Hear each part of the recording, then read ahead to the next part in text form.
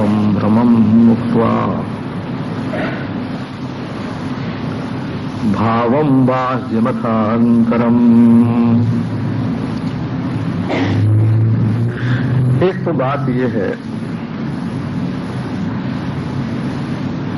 कि मिट्टी सब में है, तो आप इसी शरीर की माटी को मैं क्यों मानते हो? पानी सब में है, वातावरण में पानी हो, वो जो हाल में आप बैठे हैं ना, इसमें पानी है। इसकी आर्द्रता, कभी कभी तो बंबई में 90% गीलापन होता है। 100 में 90 हो, ये हम जो बैठे रहते हैं कमरे में, 100 में 90% गीलापन होता है कभी, पर आंख से कहां दिखता है। तो आप इस शरीर के पानी को पानी समझते हैं, और ये जो सबके शरीर में है, भरा हुआ है सर्वत्र, उसको नहीं समझते। वो तेजस तत्व, ऊष्मा, गर्मी, टेम्परेचर जिसको नापते हैं, अपने शरीर का टेम्परेचर तो आपका है, और जो वातावरण का टेम्परेचर है वो किसका है? दोनों का विभाजक कौन है? दोनों को अलग अलग करने वाला कौन है? आपका देह। तो जैसे देह में माटी, पानी, आग, देखो सांस लेते हो, सबकी एक है।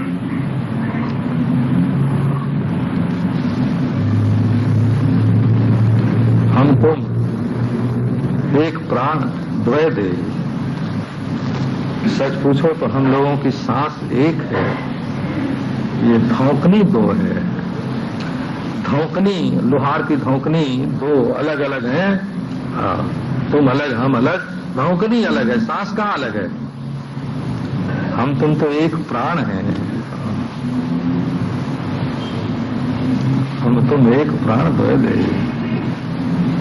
अच्छा, आकाश है, नाक की पोल अलग, कान की पोल अलग, मुंह की पोल अलग, पेट की पोल अलग, सबके शरीर में पोल अलग अलग। अरे कहीं पोल भी अलग अलग होते हैं? वो तो सबकी एक है, सबसे बाहर एक है। तो असल में इस शरीर में है एक अहंकार।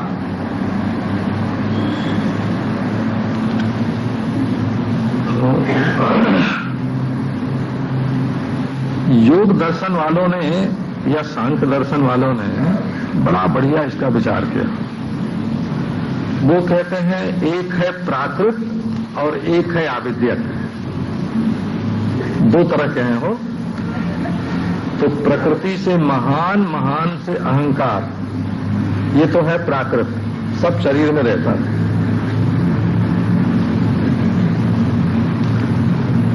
और एक है अस्मिता।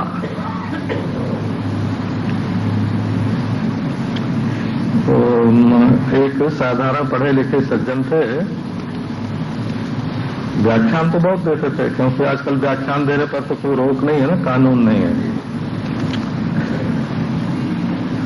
उस विषय पर व्याख्यान देते हैं जिसको बिल्कुल नहीं जानते हैं। हमारे साईं थे वृंदावन में, तो कहा करते थे कि जब कोई वक्ता बोलने लगता है तो हमको मालूम पड़ जाता है कि ये वहां की बात बोल रहा है जहां ये कभी गया नहीं है। जहां की बात बोल रहा है वहां ये बैठ के नहीं बोल रहा है। बैठा दूसरी जगह है, बात दूसरी जगह की कर रहा है।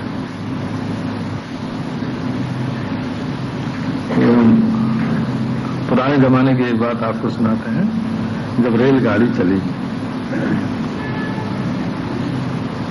तो हमारे गांव में एक सज्जन आए और वो वर्णन करने लगे कि मैं रेलगाड़ी पर यात्रा करके आया हूं। उस समय तो लोग इंजन को महाकाली मान के हाथ जोड़ा करते थे, ये साक्षात महाकाली है। तो वो खूब महाराज बड़े विस्तार से वर्णन करें। अब एक सज्जन वहां ऐसे थे जो रेलगाड़ी पर यात्रा कर चुके थे। सुनते सुनते उन्होंने कहा, अच्छा तुम रेलगाड़ी पर यात्रा कर, मैंने सुना है 3 क्लास होते हैं उसमें, first class, second class, third class, उन दोनों में थे ही थे। बोले हाँ हाँ वो तो होते ही हैं, मैंने कहा किराया तीनों का? उन्होंने कहा अलग अलग लगता है। हाँ अलग अलग लगता है किराया। और किसी को 50, किसी को 25, किसी को 10। तो बोले कि फिर जो ज्यादा किराया देता होगा वो जल्दी पहुंचता होगा और जो कम देता होगा वो देर से। बोले हाँ। व्यासो वेत्ति सुको वेत्ति संजयो वेत्ति बा नवा। संजय समझता है कि नहीं, इसमें शंका है। 8800 श्लोक कूट के श्लोक हैं, माने जिनका अर्थ समझ में नहीं आता है, कपट है, माया है। इस ढंग से बोलते हैं उसको कि सुनने वाला समझ न पावे। विदुर जी ने युधिष्ठिर को बता दिया हो, ये महाभारत में कथा है, कि जिस महल में तुमको ये दुर्योधन धृतराष्ट्र रख रहे हैं वो लाह का बना हुआ है, आग लगाते ही भस्म हो जाएगा। और दूसरे किसी ने नहीं समझा, युधिष्ठिर ने समझ लिया। इन्होंने बता दिया कि लाक्षा भवन है और ये भी बता दिया कि उसमें एक सुरंग है अमुक जगह पर सबके बीच में, और वहां से जब आग लगे तो वहां से तुम लोग निकल जाना। तो उसको कूट वचन बोलते हैं। उस आवृत वचन में, उस आवरण में, उस कूट के पर्दे में सच छिपा हुआ है। ये जो हम लोगों का जीवन है ना, मेरा तेरा मैं तू, एक कपट है, एक माया है, एक बाहरी पार्ट है। आप अपने को उस रूप में देखिए जो कूटस्थ है। कूटस्थ माने अधिष्ठान सत्य, झूठ में सच छिपा हुआ है। गर्मी सर्दी में एक रस पहाड़ का शिखर है, चट्टान है। टूटते बनते जेवरों में एक निहाय है। वो कौन है? का वो तुम हो। कूटस्थम बोधमात्मानम कूटस्थम बोधमद्वैतम। आत्मानम, अपने आप के बारे में विचार करो। बोधम, आत्मानम बोधम परिभावय, अपने आप को तुम बोध रूप समझो। बोध माने जानना हो, जानकारी। बोध माने ज्ञान, बोध माने जानना, बोध माने समझदारी। तो ये कैसे होता है? बोध जो है वो जहां जहां होता है संसार में, वो झट अपने को तीन बना देता है। देखो, एक घड़ी है, और एक आंख से देख के घड़ी को जान लिया। तो एक घड़ी है, एक घड़ी को जानना है, और एक घड़ी को जानने वाला है। जहां जहां दुनिया में ज्ञान होता है वहां वहां अपने को वो तीन करके दिखाता है, फट जाता है। तो वो ज्ञान तुम नहीं हो, जो फट जाता है वो ज्ञान तुम नहीं हो। अद्वैतम कूटस्थम आत्मानम परिभावय, अद्वैतम बोधम आत्मानम परिभावय। तुम वो ज्ञान हो जिसमें जानी जाने वाली घड़ी और जानने वाला मैं, ये दोनों हो उसके विवर्त हैं। जिस ज्ञान के विवर्त हैं बोधा और बोध्य, ज्ञाता और ज्ञेय, उसमें परिच्छिन्न ज्ञाता अहम भी ज्ञान का ही विवर्त है, और परिच्छिन्न ज्ञेय भी, क्योंकि ज्ञेय अनेक होते हैं। ये घड़ी है, ये किताब है, ये रेल है, ये चौकी है, ये लाउड स्पीकर है, ये औरत है, ये मर्द है। ज्ञेय हो गए अनेक और ज्ञाता रह गया एक, और अलग अलग चीजों का अलग अलग ज्ञान मालूम पड़ता है, परंतु असल में ये ज्ञान का ही फितूर है, ये ज्ञान की ही खुमारी है कि हम जानी जाने वाली वस्तु को अलग, जानने वाले को अलग और ज्ञान को अलग। ये सब का सब ज्ञानात्मा है वो। अब इसी को जब 3 बनाते हैं तब 3 3 भी 2 तरह के हो जाते हैं। अल्प वस्तु, अल्प अल्प अल्प वस्तुएं, और अल्प अल्प अल्प ज्ञान, और अल्प अल्प अल्प ज्ञाता। तब चीजें, चित्तवृत्तियां और जानने वाले जीव ये अलग अलग हो गए। और एक सर्व, और एक सर्व को जानने वाली वृत्तियां, और एक सर्वज्ञ। जीव की त्रिपुटी अलग हो गई, ईश्वर की त्रिपुटी अलग हो गई। पर वो अद्वैत बोध है जो न जीव को अलग होने देता न ईश्वर को, और न जीव की त्रिपुटी अल्पज्ञता वाली त्रिपुटी अलग होती, और न तो सर्वज्ञता वाली त्रिपुटी अलग होती। तब ये खंड खंड ज्ञेय, खंड खंड ज्ञान, खंड खंड ज्ञाता एक अद्वैत ज्ञान स्वरूप में, एक अद्वैत ज्ञान स्वरूप में ही ये भास रहे हैं। बी माने विपरीत, और वर्त माने वर्तना, व्यवहार। जो चीज जैसी है उससे विपरीत जब उसका व्यवहार हो तब उसको विवर्त बोलते हैं। वी माने विपरीत, विरुद्ध, और वर्त माने वर्तन, बर्ताव, विपरीत बर्ताव।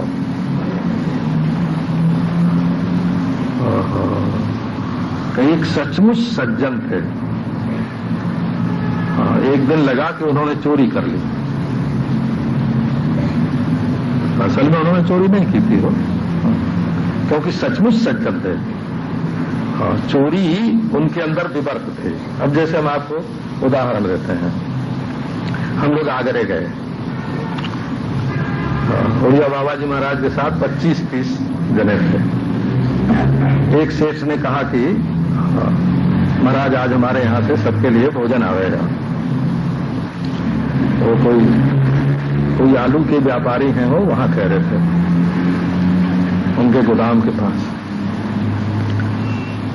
अब रात को महाराज आया भोजन, तो उन्होंने पूरी तो भेजी बहुत ज्यादा, और साग भेजे थोड़े थोड़े। 2 साग भेजे, एक काशी फल का साग था, वो भी थोड़ा ही था, और आलू का साग था, वो भी थोड़ा ही था। श्री उड़िया बाबा जी महाराज ने देखा कि ये 25-30 आदमी जब भोजन करने बैठेंगे तो दोनों साग परसे जाएंगे तो एक ही बार में परस जाएगा, लोग और मांगेंगे तो मिलेगा नहीं, तो भोजन भेजने वाले सेठ की बदनामी होगी। हम लोग तो दूर ठहरे थे। अब महाराज क्या हुआ कि थोड़े देर में एक साग गायब हो गया। ये हुआ, कह रहे एक साग तो मिलता ही नहीं है, एक साग तो मिलता ही नहीं है। कह रहे भाई रात हो गई है, 9-10 बज गए हैं, अब इतने में ही काम चलाओ, सब लोग थोड़ा थोड़ा साग खाओ, है ना। पूरी परसी गई, एक साग मिलता ही नहीं है। क्या हुआ क्या हुआ क्या हुआ है। जब आधा खा चुके लोग तो झट वो पूरी के भीतर से दूसरा साग निकल आया है। कभी मिल गया, अब परसों तो आधा तो लोग खा चुके थे, आधा आलू के साग में गया और आधा काशी फल में हो गया, पूरा हो गया। तो किसी को ये ख्याल ही नहीं हुआ कि साग थोड़ा आया था। तो बाबा ने चोरी की। बाबा ने चोरी की, कहते हम ये मान ही नहीं सकते कि बाबा चोर हो सकते हैं। तब तो देखो ना, ये है। तो ये जो सत तत्व है उसमें ये जो अनेकता, एक में जो अनेकता दिखती है वो एक तो अनेक हो ही नहीं सकता, ये उसका विरुद्ध बर्ताव है। जो चेतन है उसमें त्रिपुटी हो नहीं सकते, ये उसका विरुद्ध बर्ताव है, विवर्त है। जो आनंद है उसमें भोक्ता और भोग्य का भेद हो नहीं सकता, वो तो ज्ञान मात्र है। तो अद्वैतम कूटस्थम अद्वैतम बोधम आत्मानम अद्वैतम सच्चिदात्मकम परिभावय चिंतया। अपने स्वरूप के संबंध में चिंतन करो, झूठी दुनिया के चक्कर में फंसो मत। ये अनर्थ है, ये जड़ता है। ये दुख है, ये मृत्यु है, सारी नासमझी का खेल है। अपने आप का विचार करो।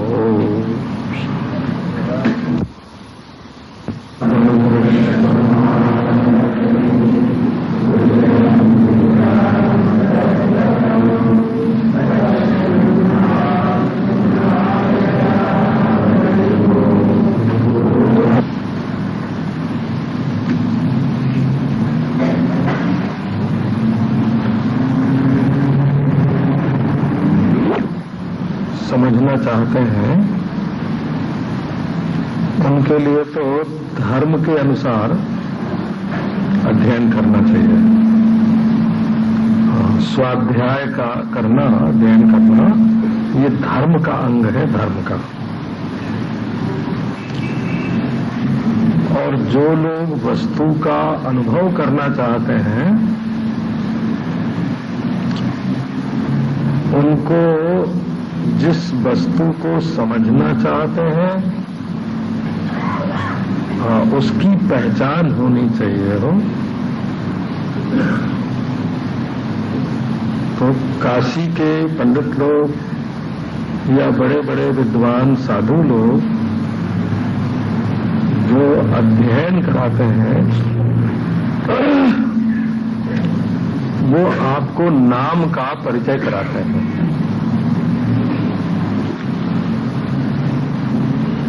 हम कितने नाम यहां बैठे हुए लोगों का ले सकते हैं कि आप नाम तो सुनेंगे और याद भी कर लेंगे, लेकिन आप उनको पहचानेंगे नहीं।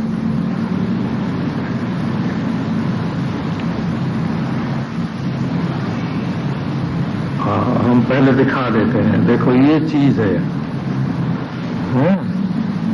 और उसके बाद उसका नाम बता देते हैं।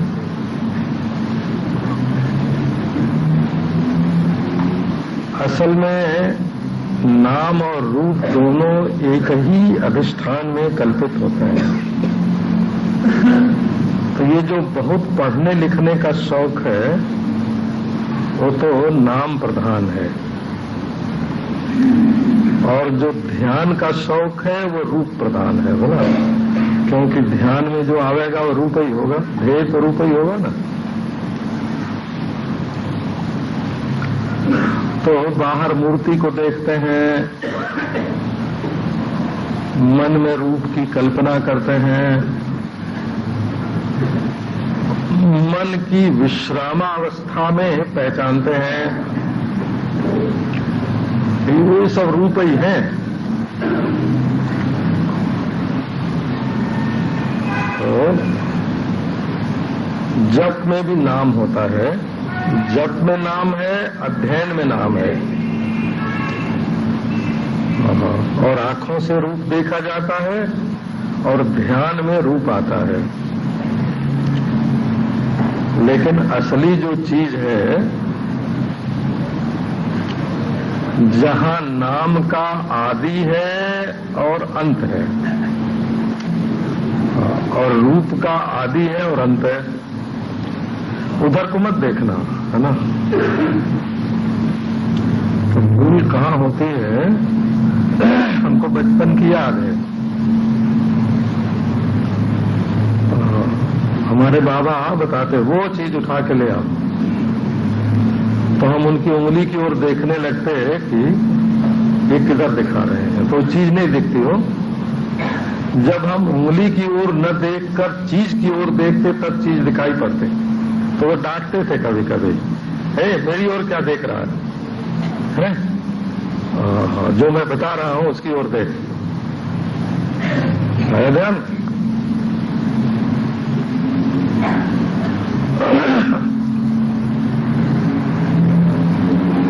तो ये शब्द लाउड स्पीकर में से नहीं निकलता है, वो मुंह में से निकलता है।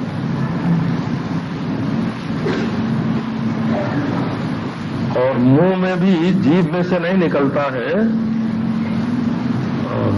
दिल में से निकलता है।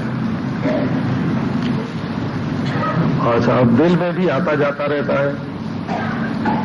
वहां जो पक्का बैठा हुआ है, जरा उसकी ओर नजर जानी चाहिए। रूप आंख से दिखता है, और आंख में कहां से दिखता है? मन हो तब दिखता है, नहीं तो नहीं दिखता है। और मन में कहां से दिखता है? अरे भाई, मन भी बनता बिगड़ता रहता है, और जो पक्का वहां बैठा हुआ है ना,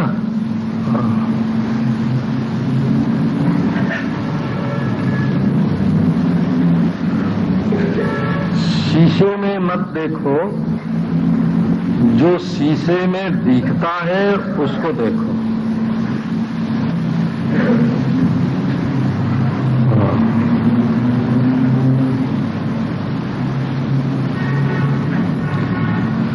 एक और बात सुनाते हैं आपको।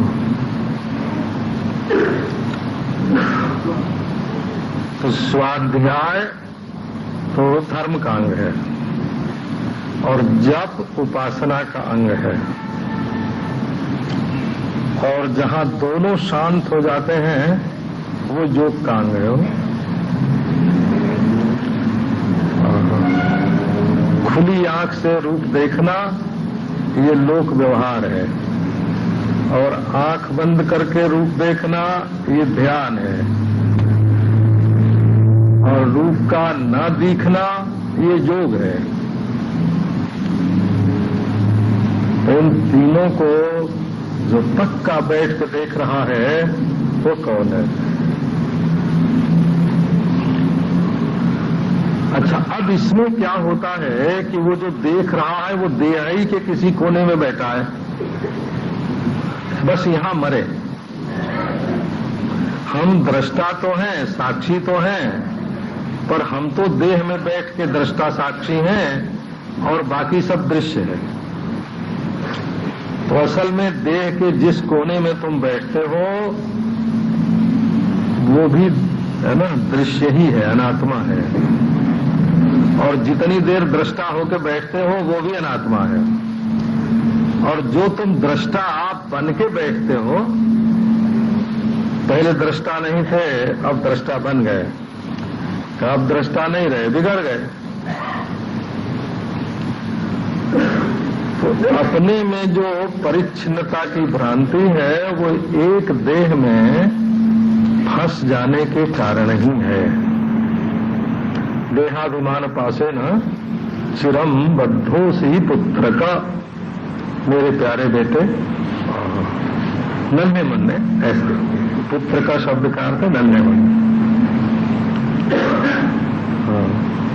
अल्प पुत्र पुत्र का, छोटे एक का प्रत्यय, पुत्र है ना, पुत्र माने बेटा, और पुत्रक माने छोटे बेटे, नन्हे मुन्ने। अल्प पुत्र पुत्र का, अल्पार्थे कन। हाँ, एक का प्रत्यय जो हुआ है वो छोटे के अर्थ में हुआ है। तुम मेरे बहुत नन्हे मुन्ने प्यारे वात्सल्य भाजन, नाराज मत होना, मेरे नासमझ बेटे, इसका मतलब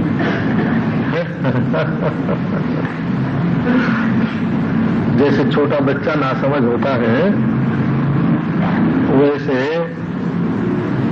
देह को मैं समझने वाला, परिच्छिन्न को, देह मत बोलो हो, एक टुकड़े को, एक कतरे को, एक जगह बैठे हुए को, एक काल में मालूम पड़ने वाले को है, और एक रूप में मालूम पड़ने वाले को मैं समझना, यही पाश है, फंदा है। इसी फंदे में फंस गए। फिर इसका जाल बड़ा भारी है। जब तक अपने मैं को छोटी जगह में तुम कैद नहीं करोगे, तब तक न पाप होगा, न पुण्य होगा, न राग होगा, न द्वेष होगा, न सुख होगा, न दुख होगा, न जाना आना होगा। ये सारा जगत जाल, जितनी उलझने हैं दुनिया में, जितनी समस्याएं हैं, जितनी उलझने हैं, वो अपने को छोटे मैं में कैद कर देने के कारण है। यही बंधन है।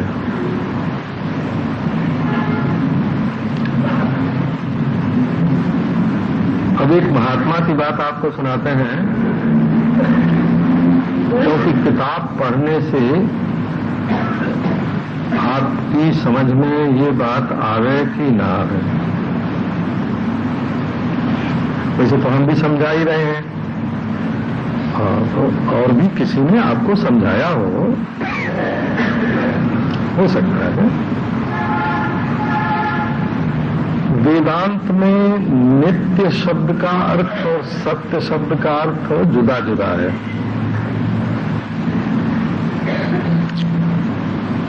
जैसे काल को भी नित्य कहते हैं, ये तो हमेशा रहता है।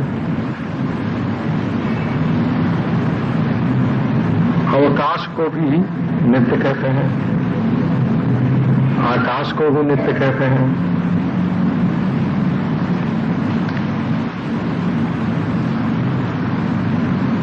तो जो आभास चेतन होता है वो भी नित्य होता है। अरे ये क्या, अच्छा ईश्वर हमेशा है कि नहीं? और आभासवाद की रीति से ईश्वर आभास चेतन है कि नहीं?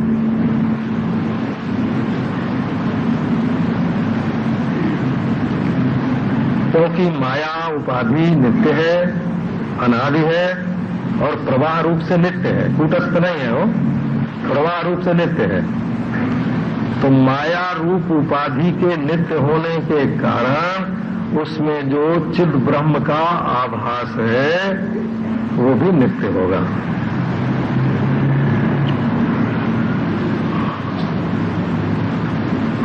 देश नित्य है, काल नित्य है, आकाश नित्य है और ईश्वर नित्य है। हिरण्यगर्भ का भी आविर्भाव तिरोभाव ही होता है, वो भी नित्य है। विराट का भी आविर्भाव तिरोभाव ही होता है। आप जरा शंकराचार्य का वो वचन याद करें जो अध्यास में ही है, अनादिरनंतः। ये अध्यास क्या है? मिथ्या ज्ञान निमित्तः अनादि ही अनंतः। तो वेदांत ये नहीं कहता है कि ज्ञान होने पर जीव मर जाएगा, कि ज्ञान होने पर ईश्वर मर जाएगा, कि ज्ञान होने पर माया मर जाएगी, कि ये पूर्व पश्चिम उत्तर दक्षिण मर जाएंगे, कि भूत भविष्य वर्तमान मर जाएगा। ऐसा नहीं। हाँ, ये तो वेदांत से तुमको हटाने के लिए लोग ऐसा सुनाते हैं। कुछ नहीं मरेगा, जो का त्यों। अज्ञस्य विज्ञस्य च विश्वमस्ति। जैसी ये दुनिया अज्ञानी को मालूम पड़ती है, ये औरत है, ये मर्द है, ये सूर्य चंद्रमा है, ये धरती है, वैसे ही ज्ञानी को भी मालूम पड़ता है। अंधे का नाम ज्ञानी नहीं, बहरे का नाम ज्ञानी नहीं, मूर्छित का नाम, बेहोश का नाम ज्ञानी नहीं। ज्ञान होगा तो हम बेहोश हो जाएंगे, डरो मत बिल्कुल। न कुछ छूटेगा, न कुछ मरेगा, न कुछ मिटेगा, सब ज्यों का त्यों।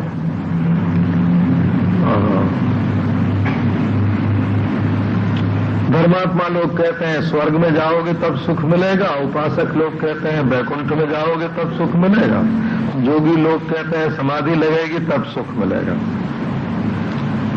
वेदांत कहता है तुम स्वयं सुख स्वरूप हो। हाँ, तुम सुख रूप हो, तुम्हारा भाई सुख रूप है। हाँ, और तुम्हारी दुनिया सुख रूप है, जगत भी सुख रूप है। वो दुखी है, ये भी मिथ्या ज्ञान है। मैं दुखी हूं, ये भी मिथ्या ज्ञान है। जगत दुखी है, ये भी मिथ्या ज्ञान है।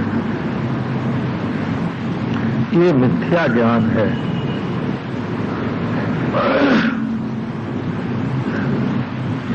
जहां उपाधि नित्य होती है वहां आभास भी नित्य होता है, और उपाधि में परिवर्तन होता है परंतु आभास उसमें पड़ता ही रहता है।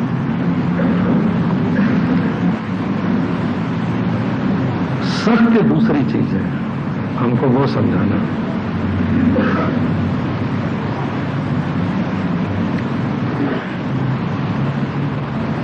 सत्य क्या है? देखो, आप एक साथ आकाश और नीलिमा दोनों को देखते हो, दोनों नित्य हैं। आकाश में नीलिमा दिखती रहेगी, लेकिन आकाश सत्य है और नीलिमा मिथ्या है।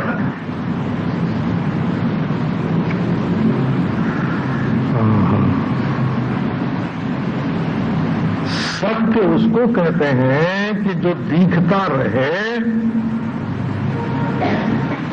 और बाधित न हो, मिथ्यात्वेन निश्चित, अबाधित रहे, जिसके मिथ्यात्व का निश्चय न हो सके, वो अपना आत्मा जो है ये अनुभव रूप है और इसके मिथ्या होने का कभी निश्चय नहीं हो सकता। इसलिए अबाधित सत्य है आत्मा, और आत्मा के अतिरिक्त जो कुछ है वो कभी होता है, कभी नहीं होता है, कहीं होता है, कहीं नहीं होता है, कुछ होता है, कुछ नहीं होता है, वहां है यहां नहीं है, यहां है वहां नहीं है, और आत्मा यहां वहां सब जगह है, अब तब सब समय है, यह हुआ सब मैं है। तो नित्य माने होता है हमेशा मालूम पड़ने वाला, चाहे किसी रूप में मालूम पड़े, किसी जगह मालूम पड़े। इसी से गीता में प्रकृतिम पुरुषं चैव विद्यनादि उभावपि विकाराश्च गुणाश्चैव विद्युत प्रकृति संभवान। तो ये भेद, नित्य और सत्य का भेद, वेदांत ही करता है, अद्वैत वेदांत। और जितने संप्रदाय हैं, शाक्त, शैव, गणपत,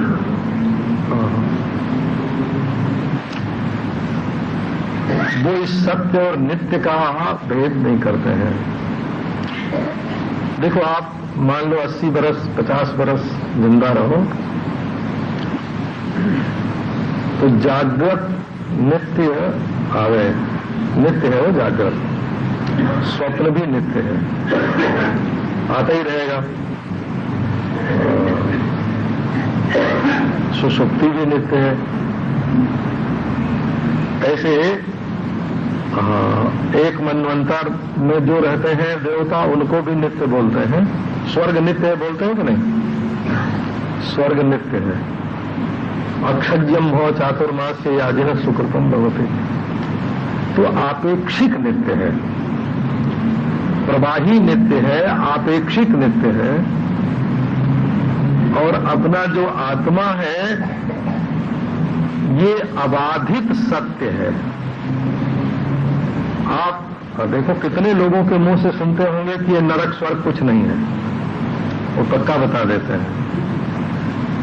हाँ, ये वैकुंठ गोलोक कुछ नहीं, ऐसा कहने वाले आपको बहुत मिलेंगे। हाँ हाँ, जीव ईश्वर कुछ नहीं है, ये कहने वाले भी आपको मिलेंगे। हाँ हाँ, ये सब ढोंग है, ढकोसला है। लेकिन मैं नहीं हूं ऐसा कहने वाला आपको कभी कोई नहीं मिल सकता। तो यदि आप मैं के असली रूप में, ये मैं का गलत रूप आपको तकलीफ दे रहा है, किसी को मैं को गलत रूप में समझना, इसका नाम अध्यास है। अध्यास माने किसी भी चीज को जैसी वो नहीं है वैसा समझना, अतस्मिन् तद्बुद्धि। गलत ज्ञान का ही नाम अध्यास है।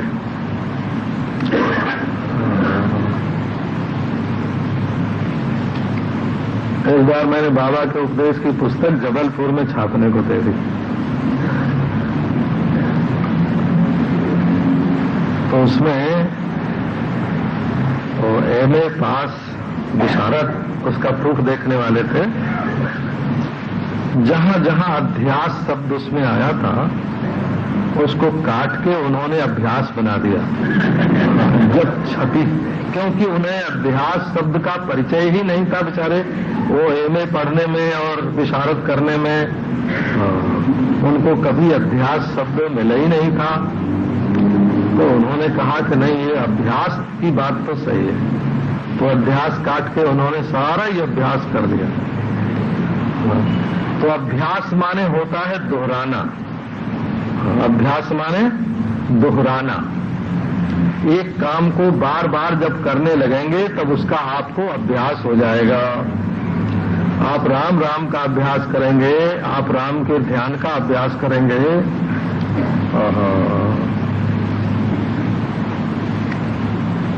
पहले दिया सलाई की तिल्ली लेके जलाते थे तो नहीं जलती थी वो। फिर जब कई बार बार बार बार बार जलाने की कोशिश की तो जलने लग गई। साइकिल पर चलने का अभ्यास न हो और पहले दिन चढ़ो तो गिर पड़ोगे, उसका नाम अभ्यास है। बार बार चढ़ोगे चढ़ना आ जाएगा, दोनों हाथ छोड़ के दौड़ाओ। ये व्यवहार की विद्या है अभ्यास।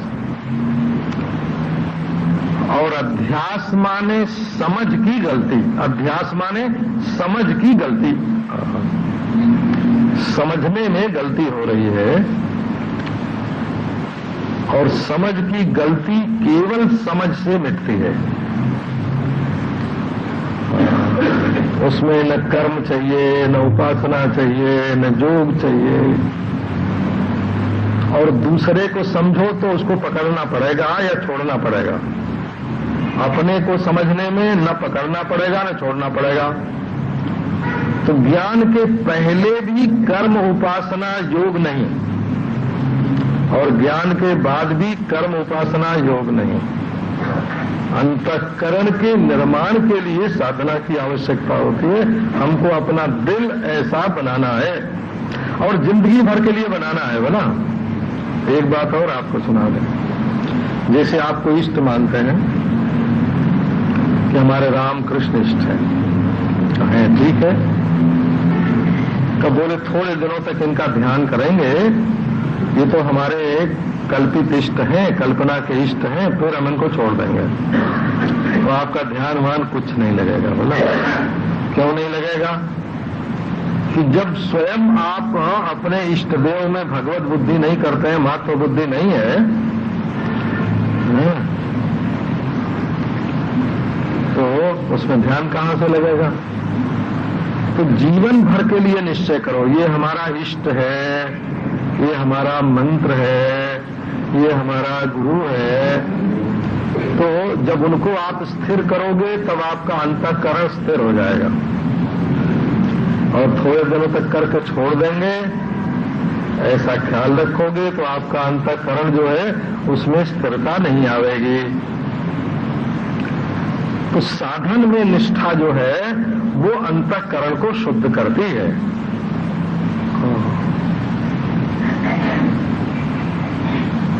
और समझ अपने आप की समझ। किताब को अगर समझेंगे तो पढ़ने लायक मालूम पड़ेगी तो इसको घर ले जाएंगे। और ये हुआ कि नहीं किसी काम की नहीं है, कोई ऐसे ही कहानी किस्से की किताब है, पढ़ने की नहीं है, तो छोड़ जाएंगे।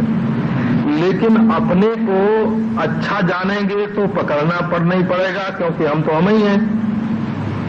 और बुरा जानेंगे तो छोड़ नहीं सकते। अपने आप को कैसे छोड़ेंगे? अच्छाई बुराई आप छोड़ सकते हो, लेकिन अपने को नहीं छोड़ सकते। इसलिए भाई मेरे, नित्य को नित्य रहने दो। वैकुंठ भी नित्य है, स्वर्ग भी नित्य है, गोलोक भी नित्य है, ईश्वर भी नित्य है, जीव भी नित्य है, प्रकृति भी नित्य है, माया भी नित्य है। सबको नित्य रहने दो। हमें आपके नित्य से कुछ लेना देना नहीं। कारण नित्य है और कार्य नित्य है, कहाँ ठीक है, मान लिया है। लेकिन अपना आत्मा तो न कारण है न कार्य है। क्योंकि जब कार्य होगा तब आप कारण को नित्य मानेंगे, और जब कारण होगा तब कार्य को अनित्य मानेंगे। और अपना आपा न नित्य है, न अनित्य है, न कार्य है, न कारण है। तो यदि कोई दुनिया की किसी चीज को नित्य कहता है, ईश्वर नित्य है, माया नित्य है, प्रकृति नित्य है, जीव नित्य है, और जगत नित्य है, इनका संबंध नित्य है? और ठीक है, हमको नित्य मानने में कोई आपत्ति नहीं। तो बोले एक सत्य हम, एक सत्य ये, बस अब यहां गड़बड़ है, क्योंकि सत्य दो नहीं हो सकते। सत्य दो तभी होंगे जब उनमें बंटवारा होगा। जैसे दो भाई के एक आश्रम है वो कनखल में, तो एक गुरु जी थे, उन्होंने उनके समय में वो बना था, और उनके दो चेले हुए, तो उनमें आपस में झगड़ा हो गया, बड़ा भारी आश्रम। तो बीच में दीवार खिंच गई, वो आश्रम का जो मैदान था ना वो बट गया। दो मंदिर थे, तो एक मंदिर उधर गया, एक उधर गया। तो यदि दो चीज होगी तो वो जगह में बटेगी, इतनी जगह में वो और उतनी जगह में वो। या फिर 5 बरस ये प्रधानमंत्री हो ले तो 5 बरस दूसरे प्रधानमंत्री हो ले, है ना, काल में बटेंगे हो। वो गए, ये आए, ये जाएंगे, दूसरा आएगा। या तो काल में बटेंगे, और या तो ये होगा कि ये अमुक प्रांत के मिनिस्टर हैं, ये अमुक प्रांत के मिनिस्टर हैं। अलग अलग प्रांत के चीफ मिनिस्टर होंगे, या अलग अलग समय के चीफ मिनिस्टर होंगे, अलग अलग पार्टी के होंगे, अलग अलग आदमी होंगे। हे भगवान, तो यदि सत्य दो हो तो दो जगह दो सत्य रहते हैं, कि दो टाइम में दो सत्य रहते हैं, कि दो पार्टी के दो सत्य हैं, कि दो व्यक्ति दो सत्य हैं। सत्य कभी दो नहीं हो सकता। तो एक पहले का सत्य है, एक पीछे का सत्य है, तो टाइम हो गया ना। एक यहां का सत्य है, एक वहां का सत्य है, तो स्थान हो गया ना। तो सत्य दो नहीं हो सकते। इसी से कारण को सत्य मानने वाले लोग कार्य की अपेक्षा से ही उसको सत्य मान सकते हैं। आपेक्षिक सत्य होगा, आपेक्षिक सत्य।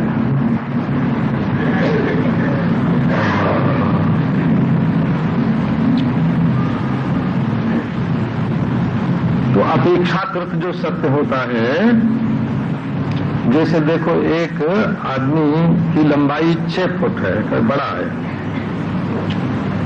तो 5 फुट वाले से तो 6 फुट वाला बड़ा हुआ। लेकिन अब एक की लंबाई 7 फुट निकले, तो 6 फुट वाला छोटा हो गया कि नहीं? इसी को आपेक्षिक बोलते हैं। हो 5 फुट वाले की अपेक्षा से 6 फुट वाला बड़ा है, 6 फुट वाले की 7 फुट वाले की अपेक्षा से 6 फुट वाला छोटा है। तो दुनिया में जितना भी कार्य कारण होगा वो एक की अपेक्षा से दूसरा होगा। और जो निरपेक्ष सत्य है वो कौन है?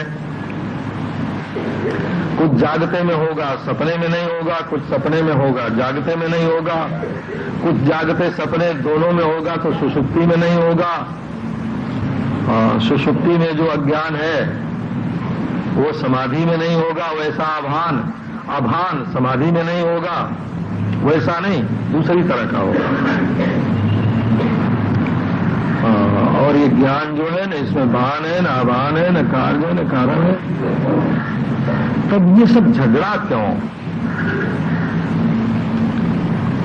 सारी समस्याएं इसलिए पैदा हुई हैं कि हम अपने को ये हड्डी, मांस, चामड़ा, पुतला, देह मानते हैं। देह, इसी में पाप है, इसी में पुण्य